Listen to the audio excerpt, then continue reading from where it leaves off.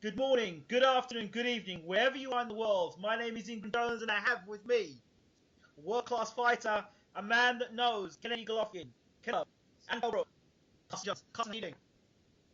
I'm doing good, man. I'm as far as the circumstance go. I just had some dental work done on me, so I'm in a little bit of pain, but I'm still okay to talk to Mr. Ingram. Thank you, I appreciate that, Carson. Now, first and foremost, for the people who don't know who Carson Jones is, give us the record. My record is 38 wins. I got so many fights. It's kind of hard for me to remember, but I got 38 wins, 11 losses, 3 draws. Actually, no, 39 wins. I just fought 2 weeks ago, so I got 39 wins now. Looking for my 40th win in October. As everybody knows, over there in England, I fought Kell Brook twice, and I'm good friends with Gennady Golovkin. We're stable mates. So I think I have a pretty good insight on this fight coming up next week. Okay, so I don't want to start with you there because that's the juicy part of the show. What I really want to talk to you about is a few things I need to clear up with myself. Now, I'll be brutally honest about some things, Carson. First of all, there are times, I support you, and there are times I've watched you fight in fights and thought to myself, man, this guy can win this fight. This guy's got a fight in the bag. Why can't he push on? So now, tonight, I'm going to get the opportunity to ask you some questions and then be able to really top it up with you and find out what really was going on behind the scenes. The first time I came across you and really watched you fight was, I remember before they were talking about you for the Kell Brook fight, I remember seeing a photograph of yourself and Canelo Alvarez sparring. Talk to me about that. I know you were doing a lot of work with Canelo at the point. Talk to us about that. Well, I sparred Canelo. I forget which fight it was. I think it was actually for the Mosley fight, but I wasn't brought in as a sparring partner. He actually came to my camp where I was working at in Big Bear, which I've been working there for, I guess, since maybe 2009 was my first time there. Out in Big Bear at the summit. So he just happened to come out there to train for the Mosley fight. It was the Mosley fight or the Gomez fight, whichever one. And I was out there already, and he just asked, could we get some work? Well, we worked once, and it was good work, so we just kept on working together. But he there's a video they show on YouTube actually. I'm not really too fond of that, but there's a video they show, and they only show the first round, and everybody knows that is familiar with me and familiar with my boxing style. I lose the first round regardless if it's a fight. I lose the first round to everybody. I will lose the first round to my little daughter right here if we were in a fight. So they only showed the first round, but they didn't show the rest of the sparring, and the rest of the sparring would show you how I got in that what, you know what I mean. So, but we worked together quite a bit, and I've among several other fighters. So tell me the other fighters that you've moved around with before we move on to your actual professional career. I'm sorry, say it one more time. About the guys you've moved around in the ring with, apart from just Canelo. Oh, I've moved around with everybody. Miguel Cotto, Canelo, of course, Triple G, Julio Cesar Chavez Jr., a few other world champions. I mean, I moved around. I've flown overseas to spar David Evan that just beat Sugar Shane Mosley. I flew away to Australia to spar one of the up and comers named Zach Dunn. So I mean, I pretty much sparred everybody. I sparred Shane Mosley. So it's I got the experience. One of the things that I've heard put right at your door is, oh, Carson Jones is a very good sparring partner. He's very good at sparring, but when it comes to the big fights, he can't reproduce that. What are your thoughts about those comments? And do you think that there's more to do than just the sparring and the fights? Do you think there's an in between that a lot of fight fans are missing out on? Actually, I've never heard that because when I look at myself, I'm more of when I look at myself, I see I'm a better fighter than I am a sparring partner. Oftentimes, I mean, there's fighters that you see that take butt whoopings in sparring, but they do phenomenal in the fight.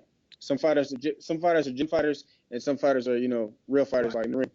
I feel like I'm one of the fighters that can fight in the ring because I mean, I have trouble with a lot of guys in sparring that I wouldn't have trouble in with a fight. And it's just a circumstance because you have different size gloves. You're wearing no headgear, no shirt, so it's a different ball game as opposed to sparring. You're wearing 16-ounce gloves or 18s or even 20s if you're talking about Mr. Triple G, and no headgear or with the headgear. So it's two different ball games. So, what are the things that you hear in the media about yourself? Because for me, I'm always about trying to find out the truth, trying to say, well, okay, this is what the media is saying, but this is the truth because it's coming out of what Carson Jones is saying, as opposed to just taking what the media say, because the media can be very biased at times.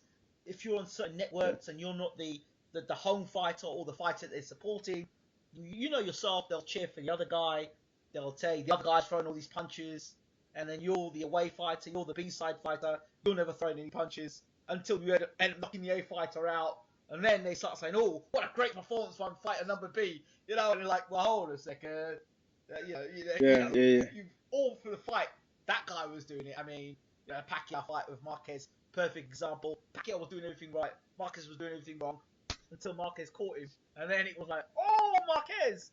So, for you, how does that all work with you in your career? I mean, I'm when you what you just said is I'm the prime example of that guy. You know, everybody counts me out until I end up doing the unthinkable. I've done the unthinkable several times in my career. Um, One nameable, I guess you can put it as Kell Brook in our first fight. When many thought that I beat Kell Brook, nobody thought that I would even come out of that fight alive. Not to mention, one judge having it a draw. So I mean, I kind of feed on that being that dude. I hope people I guess underestimate me, and that gives me more motivation and gives me more more of a spirit to do what I got to do in the ring. Actually, and media is a very interesting thing. When you make a statement, it sticks with you. And I actually made the statement I actually picked you to beat Kell Brook by late KO. Because I felt that you were going to work his body, break him down, get inside, and get on top of him. And I thought you were going to stop him late. Hey, and you nearly almost did. It almost happened. So that was around the time where I think Khan got knocked out by Garcia, if I'm around that time. So it was that close to happening. Talk to us about the Kell Brook fight. Specifically, I want to know, there seemed to be some really bad blood between yourself and Kell Brook. Was that for the cameras? Was that for the media? Or was that really genuine? Well, when it comes to the fighting game, I never dislike my opponent because we're in there for the same reason. We're in there to better ourselves, and we're in there to get a paycheck, and we're in there to, further our careers. So I never do anything for the camera. The bad blood was just because at the time, I simply didn't like the dude. He pretty much rubbed me the wrong way to begin with. When we got to the press conference, he was just popping off at the mouth, and I didn't really like that too much. So, nothing I do is for the cameras. At the end of the day, we're both fighters and we're both here for the same reason. And after the fight, we got to go home to our families. You know what I mean? So that had nothing to do with it. But you got two guys in there that are, gung ho, and they both want to fight and they both want to win. And I think that every time that makes for a great fight. And that's what everybody got that night. Yeah, absolutely. You both were quite steamed up. I remember you. Yeah. If I'm right, was that the one where you came to the press? Were you wearing a tuxedo for the press conference? That was the one. Yeah, I remember. Yeah, yes, I remember it well. And there was a lot of back and forth between yourself and Kell. When you first met Kell Brook physically, what was your impression of him? He was I can't say he was smaller because we're both considered big welterweights. I've always been actually I didn't even start my career at welterweight. I started my career my first fight was a welterweight, 149, but then I was from 160 to 154.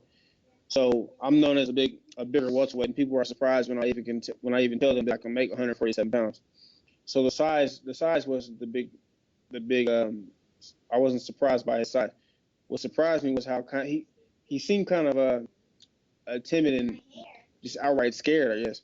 And it could have been because I was barking, and trust me, I don't consider myself a scary dude at all. So I couldn't believe he was scared of this beautiful face that you see right in front of you right now. So that's probably what surprised me the most. So the fight itself, I try to turn the volume down when I watch a fight because we get some very exciting commentators, and I get the side A and the side B. Early rounds, Kell's landing big power shots on you. What are your thoughts? There's two guys in there that are fighting. I wasn't the only guy in there that wanted to win. Of course, he had to do what he had to do early, but the game plan was to kind of just beat him. Now, of course, I took a little bit too long to start, but he was strong at first, so we had to get him tired in order for him to kind of slow down a little bit, and then I could land my shots. Because who knows, if I would have went in there and just throwing bombs at the beginning, maybe I could have caught him early, or maybe I would have got caught early and ended up getting stopped. Who knows? Which it's very unlikely that I would have got stopped, but because I have, a granite chin, I pride myself on it. I guess maybe I shouldn't because I have a shorter career as other guys that take less punishment, but I have a pretty good chin. Guys, I mean, you had Abel Sanchez in your corner, correct? So, Abel, yeah. What were you working on with Abel for this fight, for that first fight? Working on fighting a boxer. I mean, me and Abel have been working together how long? Maybe 3 or 4 years before this fight even came up. So we don't necessarily work on a particular fight. We work on doing. He works on his fighter's strengths. So whatever you do best, he wants to sharpen it. You know what I mean? So whatever I did best, he wants to sharpen it and make it. He wants to apply it to the fight that we're walking into on whichever day we're walking into. Right. So, and in terms of the game plan and being execute the game plan, how was it for you? Well, it was great, obviously, but I think I started just slightly too late. Maybe 2 rounds too late. I just started a little bit too late, and that's just because I was holding out a little bit just because I honestly didn't want to get caught. Because Kell Brook I'm not gonna say he's the hardest puncher, but he's very accurate. And honestly, I don't. I mean, if you look earlier in my career, you can see that I move my head a lot more than I do now. I kind of just stand there and block on my arms and block my hands. But I don't necessarily do what I used to do. So maybe if I would have been moving my head a little bit more, he could have got a little bit more tired, and I could have probably came out with a victory. But okay, so down the stretch, Kell starts to tire. You start to put pressure on him. Do you think it was because he was tight at the weight? Was it the fact that you were working his body well? What do you think it was for you? I think it was the work we put in. I'm not gonna, everybody wanted to make an excuse like he didn't train well. Well, you don't have a big fight like that, and you just sit at home on the couch all day eating Twinkies. You know what I mean? He trained hard for that fight, and he was ready for that fight. Just like I trained hard for that fight, and I was ready for that fight. So that wasn't the reason. The reason was I was just well prepared, and I wanted it. I wanted it that day. I just didn't end up coming out with the decision. What did you take away from that first fight about Kell Brook? Well, seeing where he is now, I take away that I gave him the wake up call that he needed, and congrats to him. We kind of went 2 different ways after that fight. Mentally, I just was kind of not there, for lack of a better term, I guess. But like I said, we're on our way back up. My last fight was at 150, which is like right next to 47. So I'm moving back down to 147 pounds and hopefully make a name for myself and get some more bigger fights. I was talking to somebody over on Twitter the other day, and I was thinking to myself, I just wish I could have spoke to Carson Jones about this because, he was saying, oh, well, Kell Brook, he wasn't fit for that fight against Carson Jones, and in the rematch, he handled Carson Jones. I'm like, what, excuse me? Carson Jones was still giving him problems, at light middleweight. So let's talk about the second fight. That's a light middleweight. Talk to me about the build-up to that fight, because I heard different rumors and different stories, and things were going on in your personal life. You didn't have a trainer, and all sorts of stuff. So take me back to that second fight for a moment. I had a trainer. I was training in Houston with Bobby Ben, which is a great trainer. What happened was, it was the fight originally was at 147. Well, I don't know if it was a week or 2 before. I got a call from maybe it was my manager or somebody called me, and they asked how I felt about raising the weight to 153, I think it was, saying Kell couldn't make 147, and I was just like, oh God.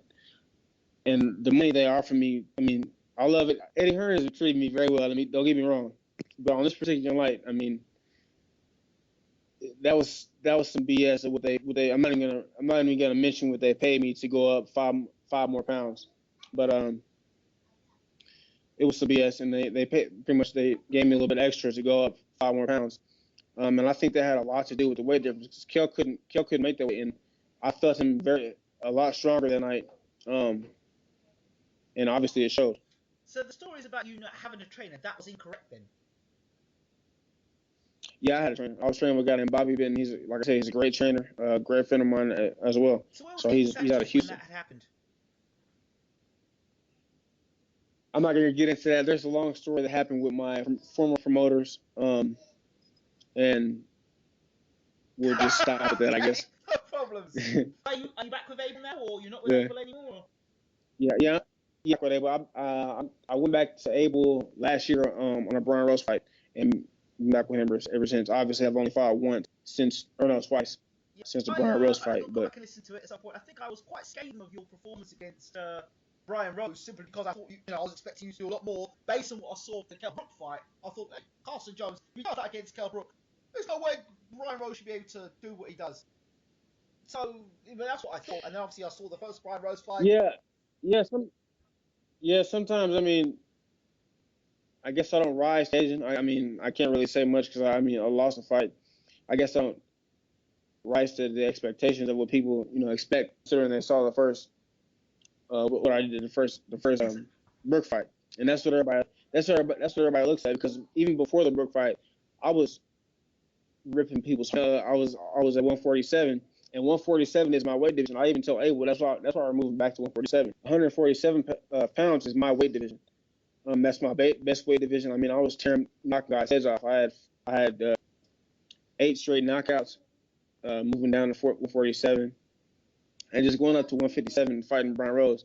The second time, it just wasn't smart.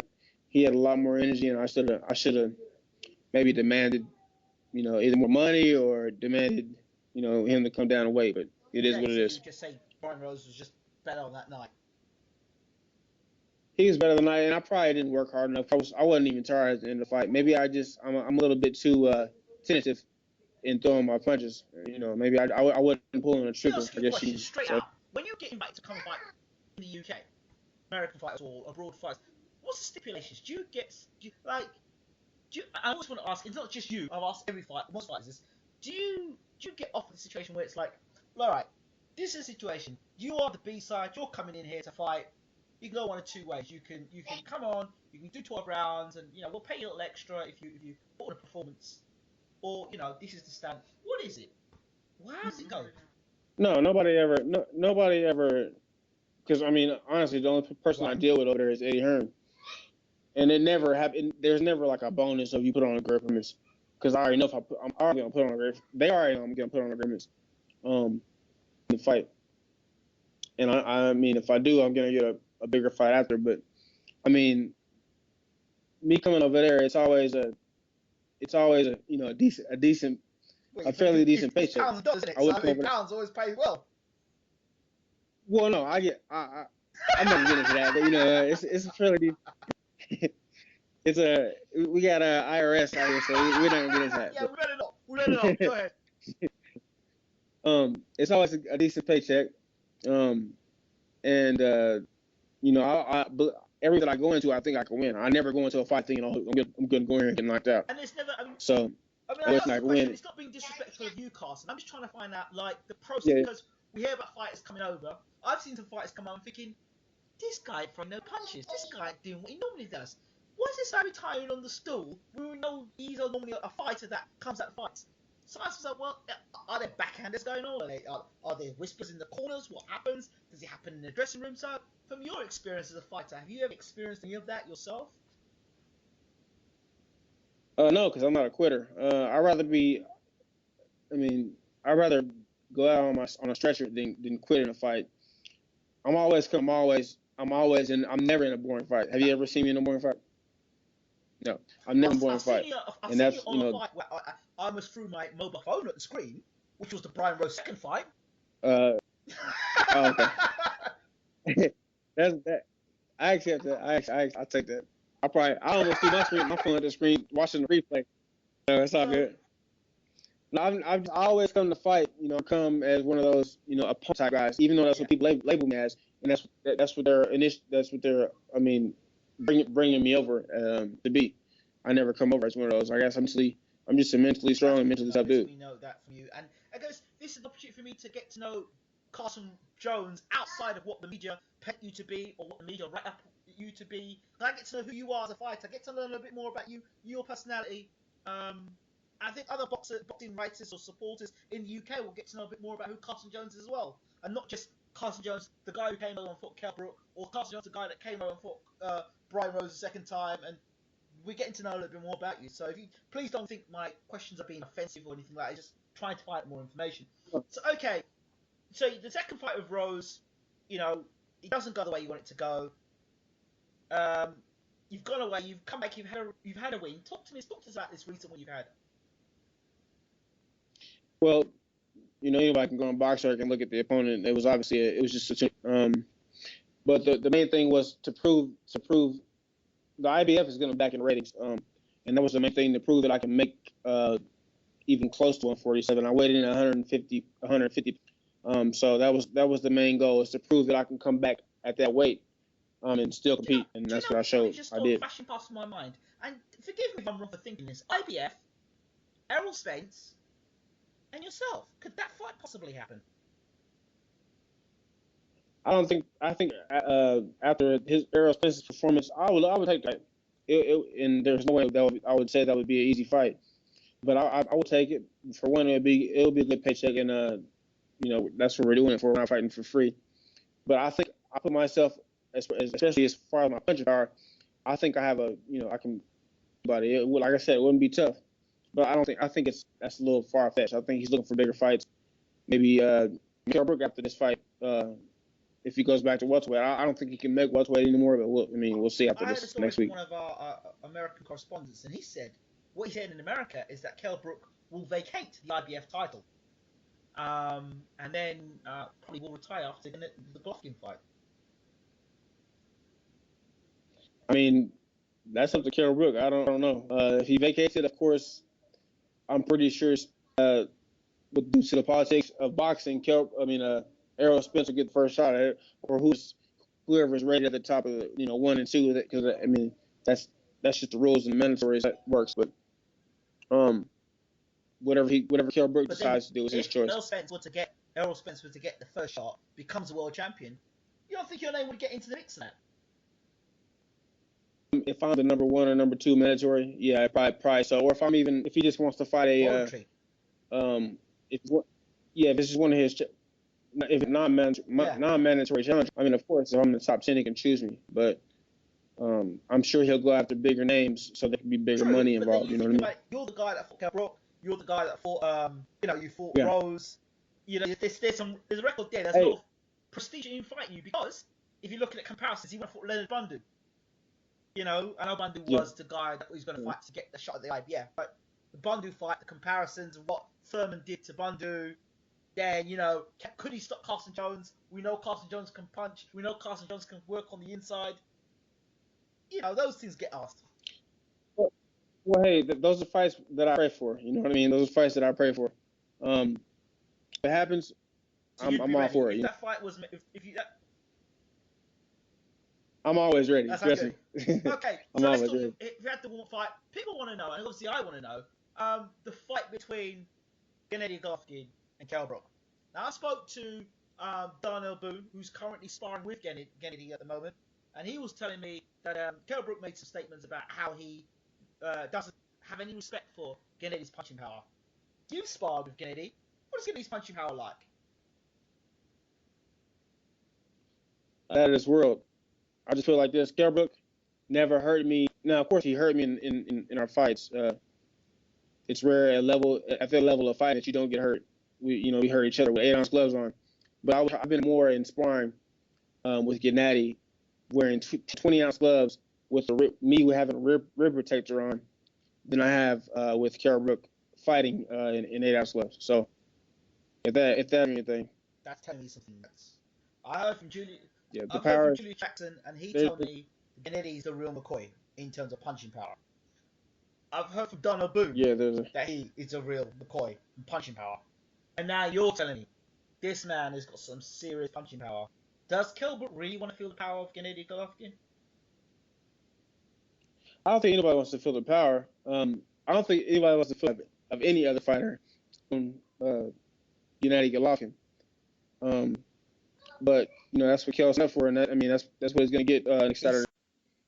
Is he big enough to do damage at middleweight, Brook? That's yet to be seen. I guess we'll. And actually, I don't even think we'll see it on next week because, what I think he should have did if he was going to come up that. Now I understand. I would have did the same thing, no matter what the outcome of the fight, no matter what the outcome, no matter what I thought the outcome would be of the fight, for the money he's getting paid, I would have did the same thing, and I'm sure you would have too. Anybody would have. But I think he probably should have took it up a little bit slower, maybe moved to, even junior middleweight first and fought somebody there, and then went up to middleweight. But he has decent power. My thing is he's just real accurate. His accuracy is what makes him. He doesn't punch. He doesn't hit as hard as I've been hit, in my lifetime. He's just very accurate. So I think that might help him out a little bit, for a while in the fight. But I don't think that's the fight we're gonna see. Him. I don't think that's gonna define where he moves. What place we put him in the middleweight division. So, if you were gonna call this fight based on how you've been with both guys, how do you see Brook moving and Golovkin moving, and how you see the fight ending? Honestly, I'll say this since the get-go. I see Brook boxing well at first for the first few rounds. I'm going to say for 4 rounds he boxes and moves well because he's going to have to keep getting at you on the outside with his jab. That's his only chance of winning. He got to box. He can't sit in the inside and brawl because we know what road that leads to. He's going to have to box and move, but I think he's only going to be able to do that for about 4 rounds, 5 rounds tops. And when Gennady starts touching it might be shorter than that. When Gennady starts touching him, just with simple shots, because I'm not gonna go too far into that, but just with simple shots, I don't think Gennady's gonna be able to take the power and the pressure, or I don't think Brook is gonna be able to take the power and the pressure. And it's just a matter of time before, he folds. Is that based on the fact of what you've seen of Brook and what you've physically done with Brook in the 2 fights? I mean, you said he was up at light middle. How much more was the power at light middleweight to what he was at welterweight? Well, it was different, but also it was a different fight.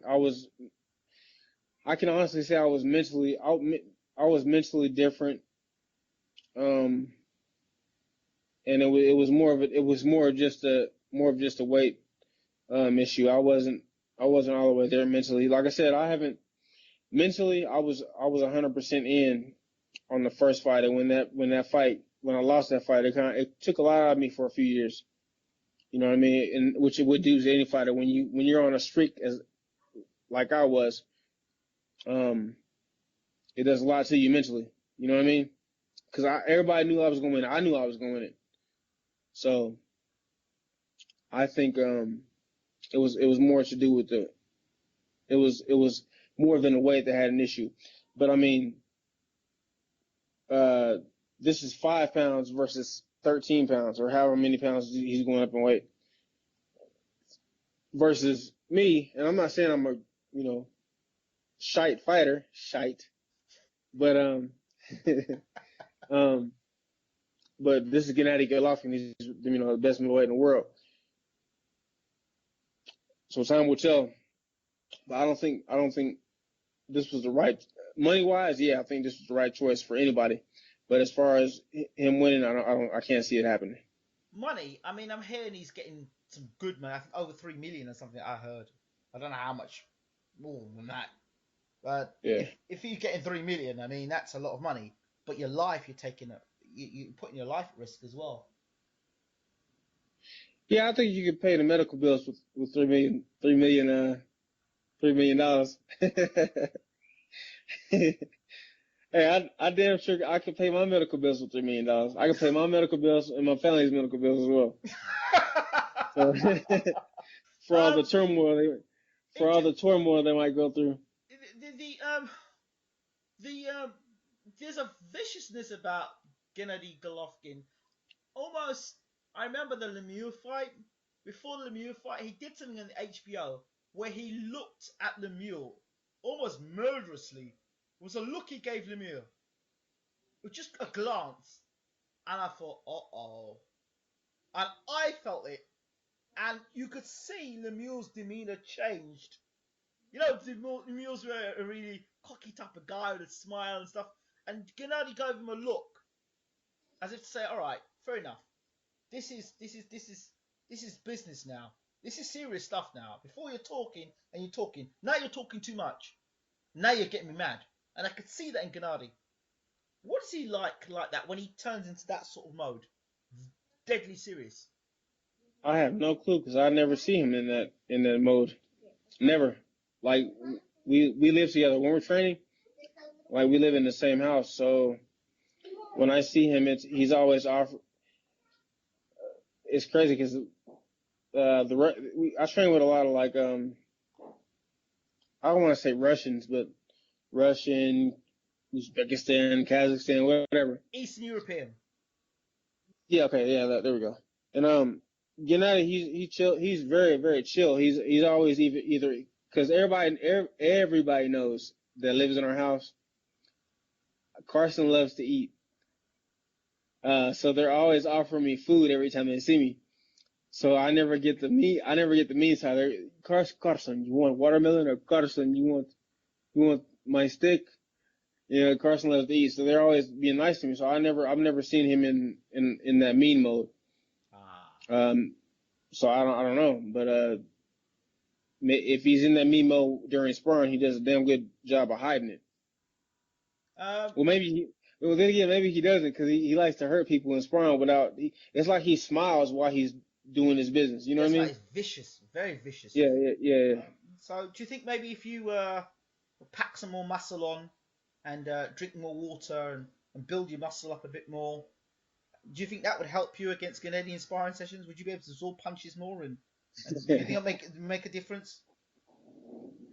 I think I'll just stick to the guys that I'm sparring with now.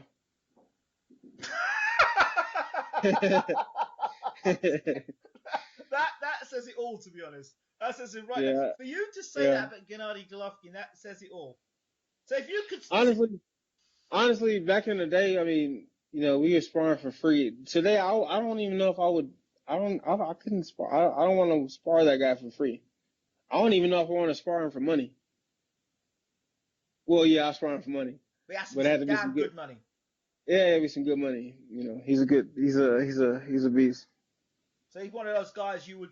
As Carl Froch said, he would swerve Gennady Golovkin. Do you think a lot of talk from Abel Sanchez really talking up this fight that Carl Froch could come out of retirement and fight Gennady?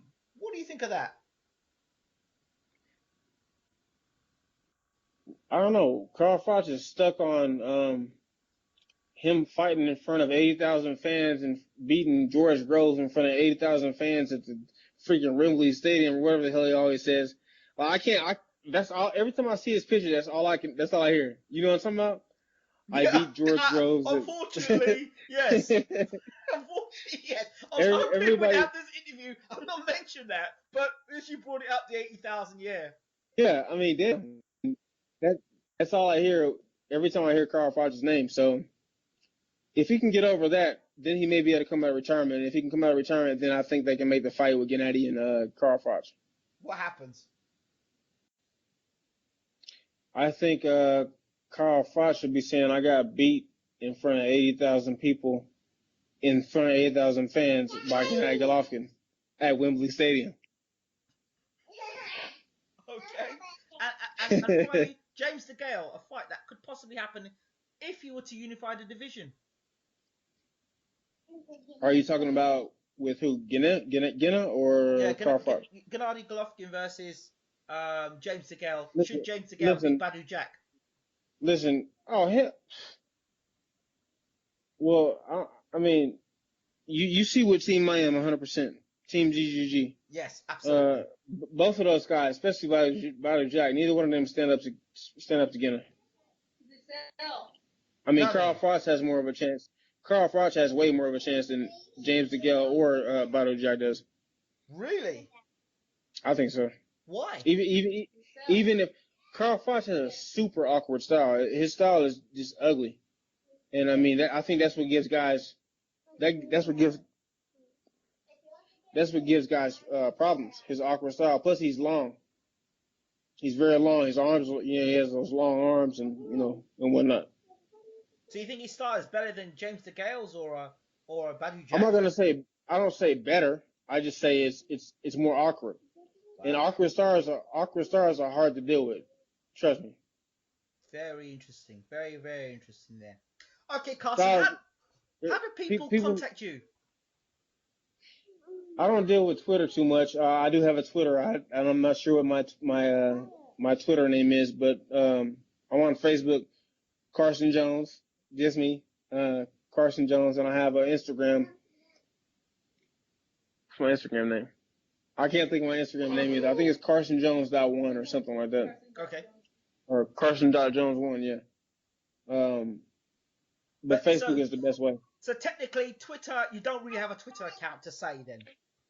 I have a Twitter account. I just don't use it too much. Right. So anyone wants to contact you for interviews or for fights in the future? If you want to contact me or see any of my fights, either YouTube or Facebook is the way to go. Okay. Carson Jones, thank you so much for talking to Bayloric TV. We really appreciate you. Thank you. Say hi to my children right here. Hey. Say hi. How we doing? Hello.